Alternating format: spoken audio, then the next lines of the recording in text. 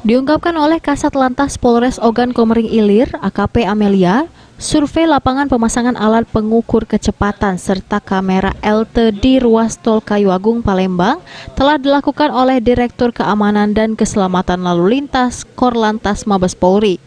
Pemasangan alat tersebut sendiri sesuai dengan amanat Undang-Undang Lalu Lintas yang memerintahkan untuk membangun, memelihara lalu lintas yang aman, selamat, tertib, dan juga lancar. Untuk itu, Tol Kayu Agung Palembang disurvei terlebih dahulu layak atau tidak dipasang alat tersebut. Audit kecepatan ini sangat mendasar dan penting untuk selalu peka dan peduli akan keselamatan bagi diri pengguna jalan maupun orang lain sesama pengguna jalan. Bagian dari manajemen kecepatan, batasan kecepatan minimal 60 dan maksimal 100 km per jam. Apabila kecepatan maksimal dilanggar, maka dapat berdampak pada fatalitas.